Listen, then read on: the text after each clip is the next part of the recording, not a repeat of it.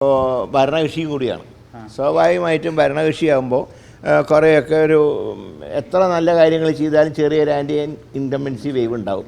അപ്പോൾ അതിനെയൊക്കെ തരണം ചെയ്യാനൊരു ഫുൾ ടൈം പ്രസിഡന്റ് ഉണ്ടാകുന്നതാണ് പാർട്ടിക്ക് നല്ലത്. അല്ല, എം പിമാർക്കും അതിന് യോഗ്യതയുണ്ടല്ലോ.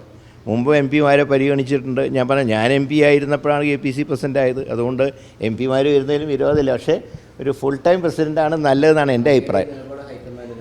ഞാൻ നേരത്തെ പറഞ്ഞിട്ടുള്ള കാര്യമാണ്. ഇനി ഏതായാലും എം പിമാർ വന്നാലും വിരോധമൊന്നുമില്ല. അങ്ങയുടെ മനസ്സിൽ ആരെങ്കിലും ഉണ്ടോ? എൻ്റെ മനസ്സിൽ അങ്ങനെ ആരുമില്ല. ഇന്ന് ആരോഗ്യമന്ത്രിനെയാണ് 4 മണിക്ക് കാണുന്നത്. കാരണം പുതിയ മെഡിക്കൽ കോളേജിൻ്റെ പ്രപ്പോസൽ കൊടുക്കണം. രണ്ടാമത് ഓൾ ഇന്ത്യ മെഡിക്കൽ ഇൻസ്റ്റിറ്റ്യൂട്ടിൻ്റെ പ്രപ്പോസൽ, ഇത് രണ്ടും സമർപ്പിക്കണം. പിന്നെ കുറേ എമൗണ്ട് ഒക്കെ തടഞ്ഞു വെച്ചിട്ടുണ്ടായിരുന്നു മുൻകാലങ്ങളിൽ, അതൊക്കെ ഒന്ന് റിലീസ് ചെയ്യണം. അതാണ് ഉദ്ദേശം. ഈ എയിംസിൻ്റെ കാര്യത്തിൽ ഒരു പ്രതീക്ഷയുണ്ടോ? ഇപ്പോൾ നമ്മൾ കുറച്ച് സ്ഥലങ്ങൾ കൊടുത്തിട്ടുണ്ട്. തീർച്ചയായിട്ടും എയിംസിൻ്റെ കാര്യത്തിൽ, സ്ഥലത്തിൻ്റെ കാര്യത്തിൽ ഞങ്ങൾക്കൊരു പിടിവാശിയില്ല. ഏതാണോ അതിന് സ്ഥലം മാർക്ക് ചെയ്ത് കൊടുത്തിട്ടുണ്ട്. ആ സ്ഥലം ഏതാണോ അവർ സെലക്ട് ചെയ്യുന്നത് അത് അംഗീകരിക്കാൻ സംസ്ഥാന സർക്കാർ തയ്യാറാണ്.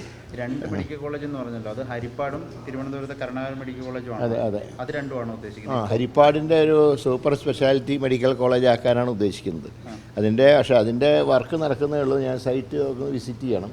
1-ാം തീയതി സൈറ്റ് വിസിറ്റ് ചെയ്യുന്നുണ്ട്. ശ്രീ രമേശ് ചെന്നിത്തലയോടൊപ്പം സൈറ്റ് വിസിറ്റ് ചെയ്യുന്നുണ്ട്.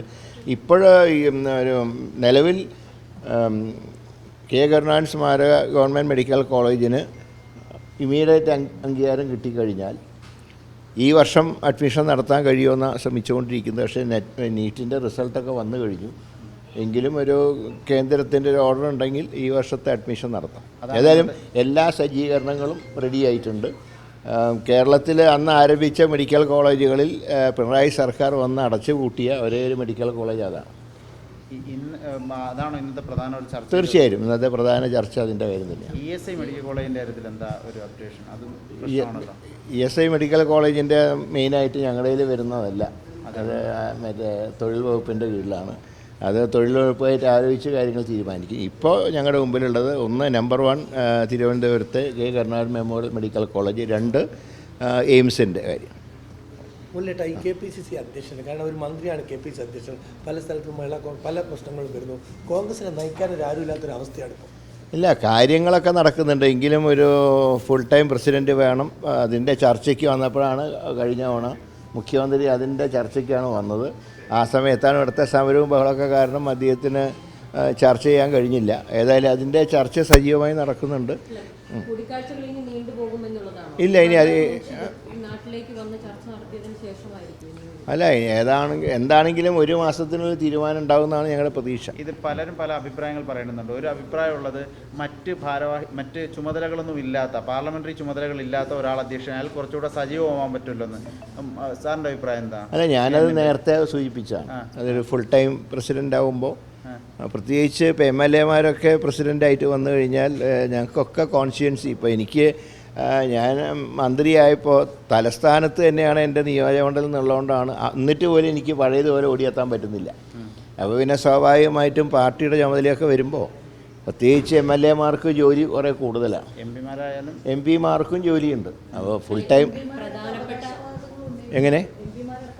അല്ല, അതിൽ തെറ്റില്ല. കാരണം മുൻപ് MP-മാർക്ക് ഞാൻ MP ആയിരിക്കുമ്പോഴാണ് KPC പ്രസിഡൻ്റ് ആയത്. പക്ഷെ അന്ന് എനിക്ക് അറിയാം, ഞാൻ അനുഭവിച്ച ബുദ്ധിമുട്ട് എനിക്കറിയാം.